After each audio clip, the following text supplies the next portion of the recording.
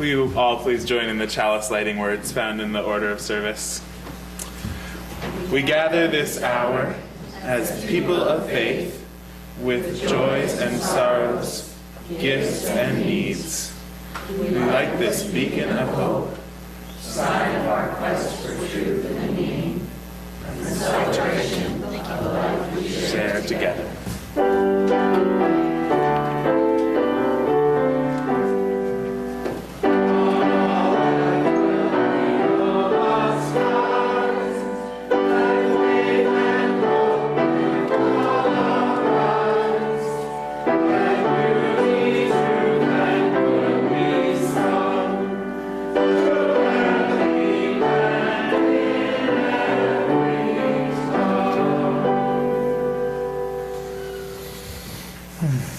You know, as a kid, and this is probably still true now, my favorite Olympic sport to watch was figure skating. Is that true of anybody? I see some nods. I think most people must just, it's a favorite one.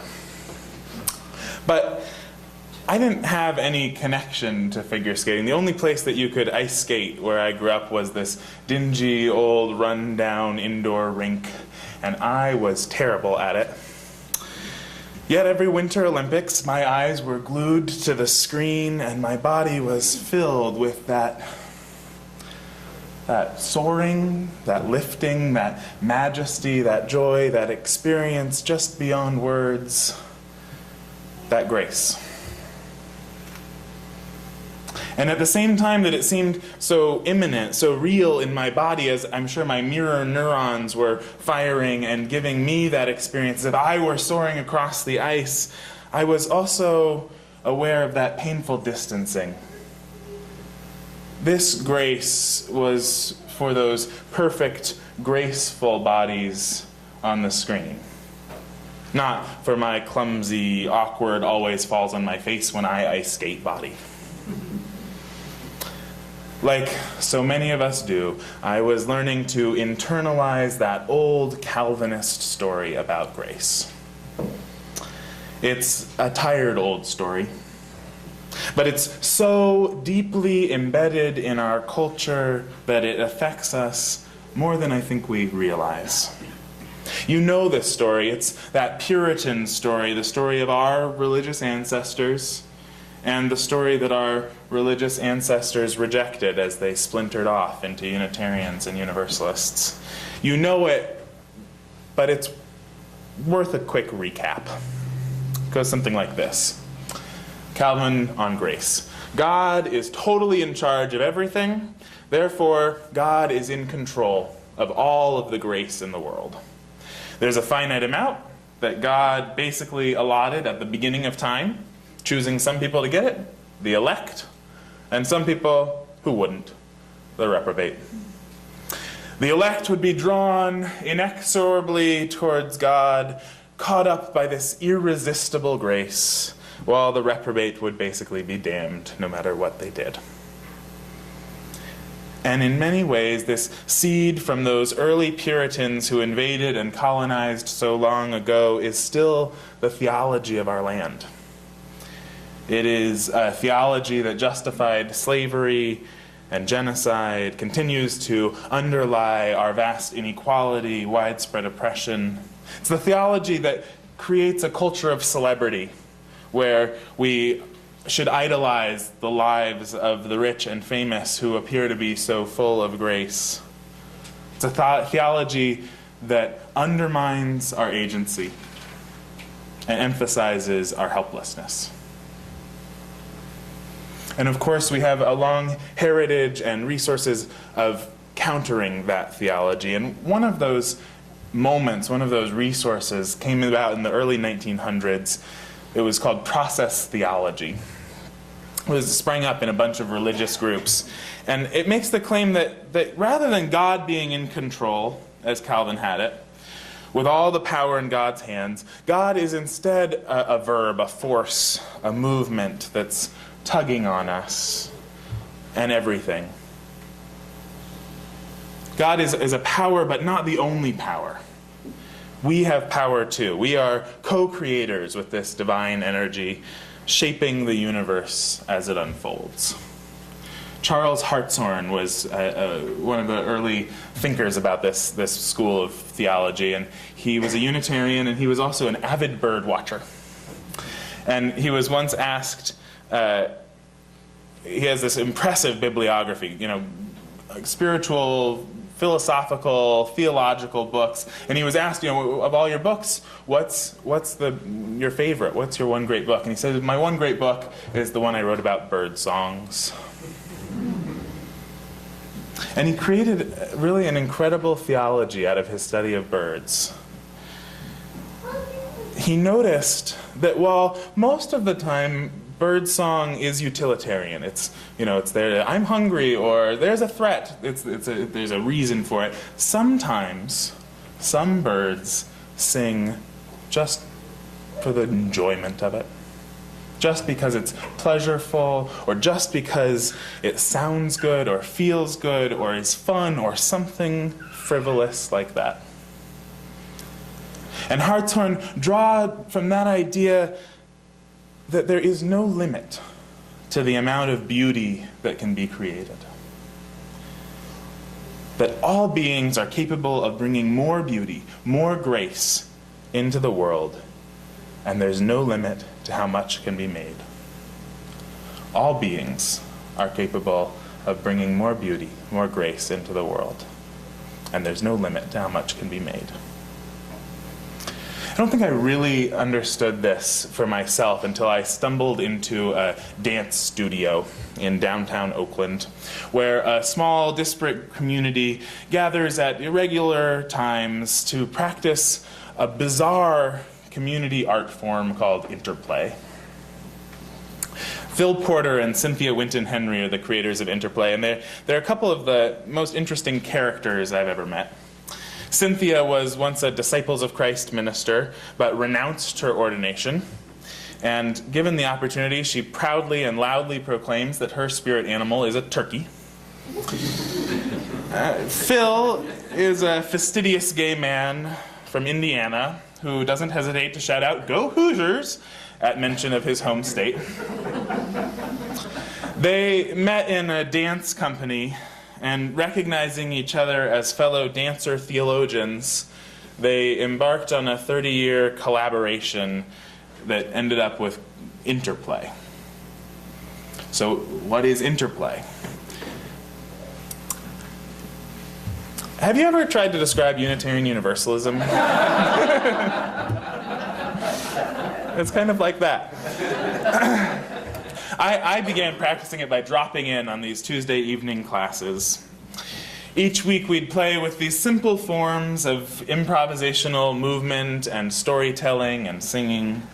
I had a background in theater, so the storytelling was great. I loved singing, although I wasn't, I never considered myself adept at it. That was still, just fun to do in these simple ways. But when it came to the movement, I was always a bit uncertain. Was I really allowed to have grace in my body? That image again of the ice skaters dancing across the ice in the Olympics. Wasn't grace really just for them?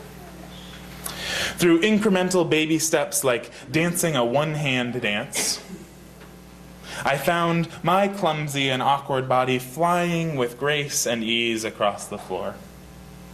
At the end of one class, the teacher, who was a real dancer with her own company and everything, she commented on the way I had my pant leg rolled up on one side. I think it was probably because I was going out to ride my bike.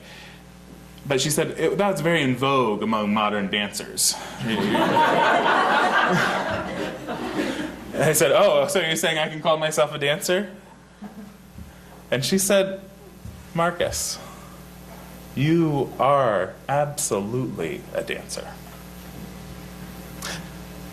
Her solemn care and that twinkle in her eye made that moment stick. All beings are capable of bringing more beauty, more grace into the world, and there is no limit to how much can be made. So I want to share with you a couple interplay bits and pieces. Will you raise your hand if you have ever had the experience of stress? I thought that might be the case, yeah. What does it feel like? Like in your body, what's the experience of stress? Just call it out. How does stress feel? Tight. Fast heart rate. Tense, fast heart rate, yeah. Exhausting, nauseating. Exhausting, nauseating, yes, it can get there. Yeah, so imagine we could go on with that list for a while, but imagine we gather that list over here. We all know that experience, stress.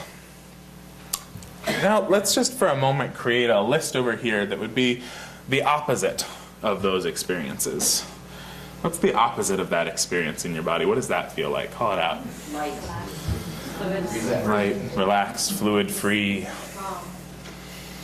calm, peaceful, asleep, well-rested. Yeah. So if we imagine that list, those qualities, those experiences, and just for now, title that list Grace. That's grace. That's the physicality of grace. And does everyone recognize that experience as well? You know that experience. You're familiar with it. When have you had that experience? What are the moments? And you can just kind of think about these. What places? What are you doing? Who are you with? What creates those experiences of grace? For me, the world-changing idea that comes next is if we are familiar with this experience of grace, and we know the things that create that experience, we can choose to have more grace in our lives. And a lot of times when people talk about grace, they're talking about big deal grace, the kind of grace that's overwhelming, but I think there's also little deal grace. The kind of grace that's as simple as taking a deep breath. Will you just take a deep breath with me?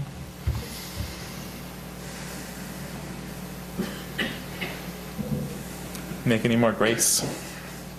Might make you cough too, but try it one more time, and this time let it out with a big sigh, loud sigh.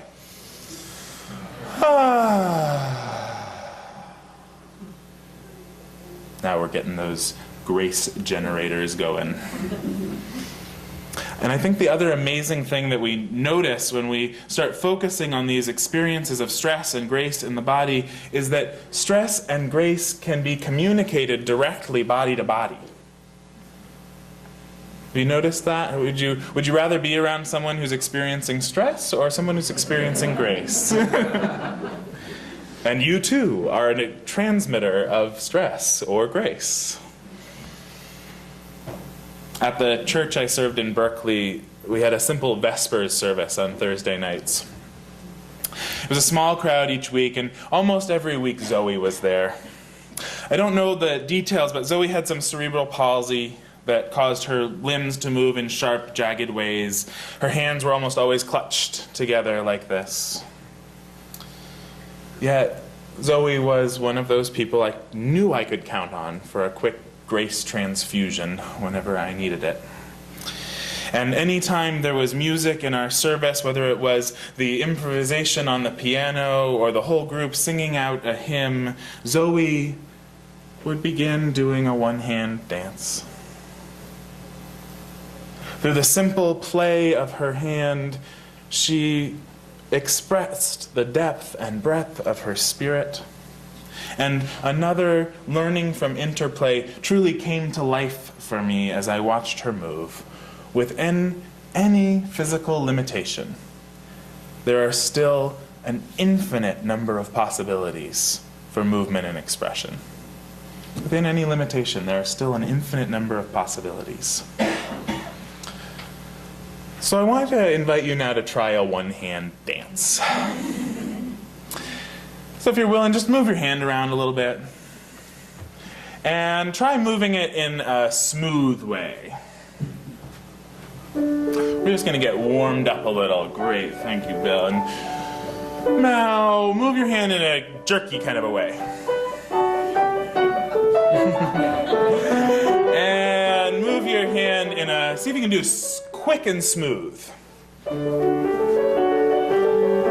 And see if you can do slow and jerky.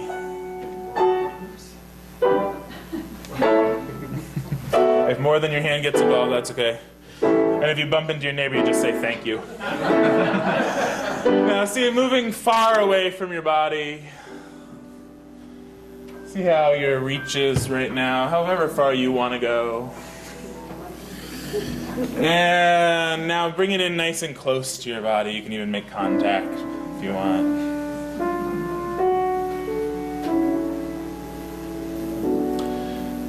And make a shape.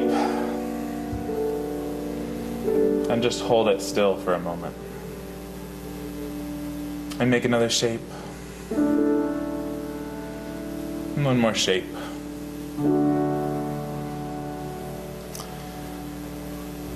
Take a deep breath and let it out with a sigh.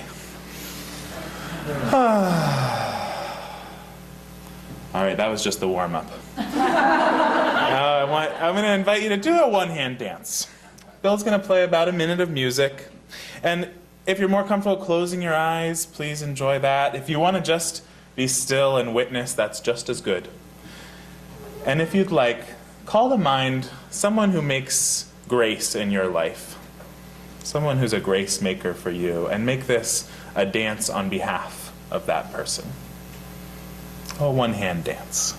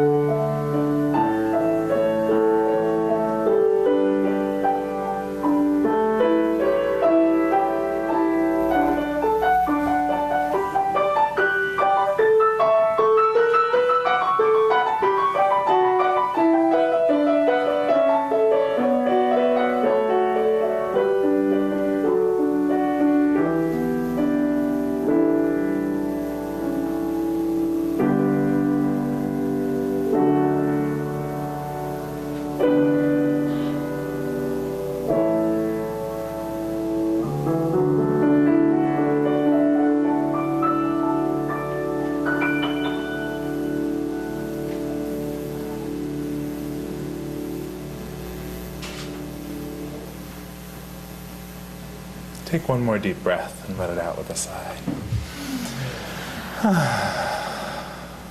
And just enjoy whatever bit of grace you've just made.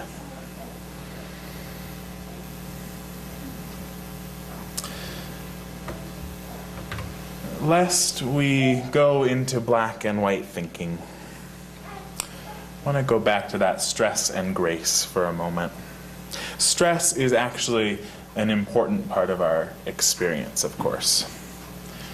That physiological stress response lets us know when we're in danger and what we need to, and that we need to do something. But unfortunately, it's gotten a bit out of whack in our modern world. You know, it's good to feel stress when there's a bear. Ah, there's a bear! I need to run away or make myself big. I can never remember which one. I hope if I'm ever with a bear, I'll remember the right one. But every time a car drives by, we don't need to feel like, ah, it's a bear! or when there's a siren, or whatever it is that makes our bodies have that same stress response that was designed to get us out of danger with the bear. And so because of that, many of us are living with chronic stress. And we're stressed not just because of the sounds of the cars, but because of what the cars are doing to our planet. We're stressed about rising sea levels, about islands of plastic trash floating out in the ocean. We stress about escalating inequality and racism and harsh immigration laws and so much more. There's a lot to stress about. And that's without even mentioning the stresses, the pains, the worries of our personal lives. For many of us, this stress leads us to activism. We're in such pain over the state of the world, we just feel like we have to do something about it. But the truth is, when we do the work of healing the world because we're stressed about the state of things, it's not bringing about the justice, the grace that we long for. Too often, instead, it leads to tense meetings and harsh emails. I don't know if any of you have experience with any of that. To burnout and despair. The Trappist monk Thomas Merton writes this about it. There is a pervasive form of contemporary violence to which the idealist most easily succumbs: activism and overwork. The rush and pressure of modern life are a form, perhaps the most common form, of its innate violence. To allow oneself to be carried away by a multitude of conflicting concerns, to surrender to too many demands, to commit oneself to too many projects, to want to help everyone in everything, is to succumb to violence. The frenzy of our activism neutralizes our work for peace. It destroys our own inner capacity for peace. It destroys the fruitfulness of our work, because it kills the root of inner wisdom, which makes work fruitful.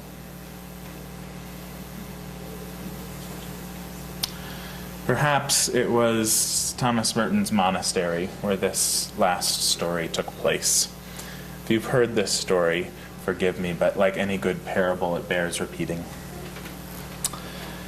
There was once a monastery that was run down. It had once been a vibrant center of the community, but now there were just 5 monks remaining there, the abbot and 4 brothers. It looked as if it was going to be abandoned soon as they died off. One day the abbot got it in mind to go visit the rabbi who had a hermitage nearby and ask if he had any advice for how to save their dying monastery. So he went to visit the rabbi, asked, "Do you have any advice, Rabbi? I know you've been studying religion, community for so long. In all your wisdom, what would you share with us?" And the rabbi said, "I'm sorry, I don't have any advice. I can't help you. But I will tell you this. I had a dream last night that you were coming. And in my dream, an angel visited me and told me that one of the monks in your monastery is the Messiah." The abbot's eyes widened. He nodded and left the rabbi and went back to the monastery and shared it with the other monks there. The rabbi unfortunately had no good advice for us, but he did tell me something. He said that one of us is the Messiah. So in the days and weeks and months that followed, they began to ponder this and wonder whether there was any possible significance to that rabbi's story. The rabbi is one of us? I mean, the Messiah is one of us? Which one? Oh, it must be the abbot. He's been in charge here the longest. Although Brother Thomas is a very holy man. Everyone knows that Brother Thomas is a man of light, but certainly not Brother Elred. He's so crabby and crotchety. It's one of those stress transmitters. But come to think about it, Brother Elred is always right. Maybe he is the Messiah. And this went on, as you can imagine. Yet these questions caused them to begin to treat one another with a little bit more grace. They began to treat one another as if they each could have been the Messiah. Soon that glow began to surround the community, the glow of a community that treats one another with a sacred care. And as people began to visit the monastery, because it was in the beautiful woods and people would go there for picnics and so on, they would notice how wonderful the feeling was there. They would be attracted to stay, learn from the monks who lived there, and the monastery did once again become a vibrant center of light and spirituality in their realm. That monastery became a center, a community of resistance and resilience, a beloved community, a community of grace. May our community be such a community.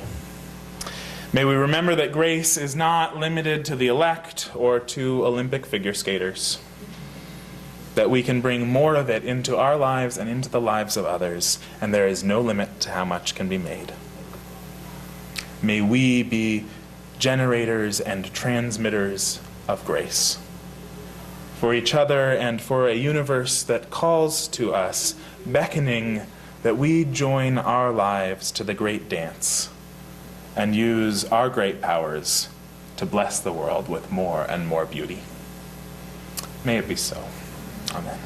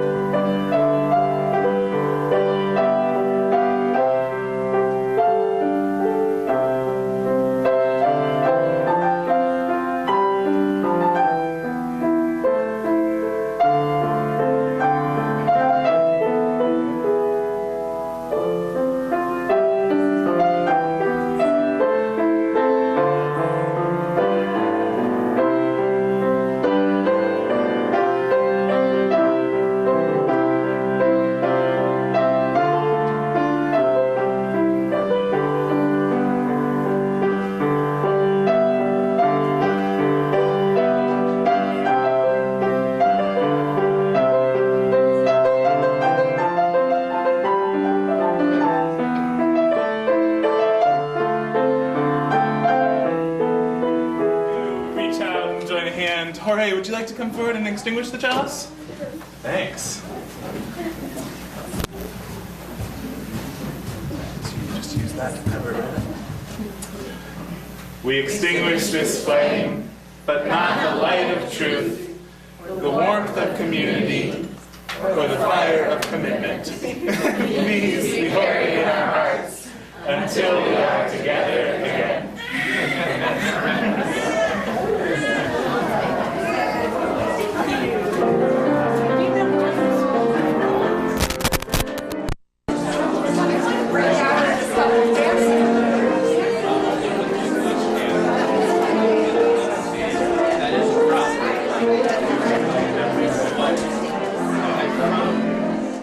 Join us for worship every Sunday at 10 a.m. at the Unitarian Universalist Church of Canandaigua, a welcoming congregation. We are located at 3024 Cooley Road, 4 miles west of South Main Street, Canandaigua, just north of the intersection with Routes 5 and 20. Look for the blue signs just before the turn. Your comments about this program or questions about the church are welcome at 585-396-1370 or at our website, www.canandaigua.org. canandaiguauu.org. Producer and editor Daniel Brigham.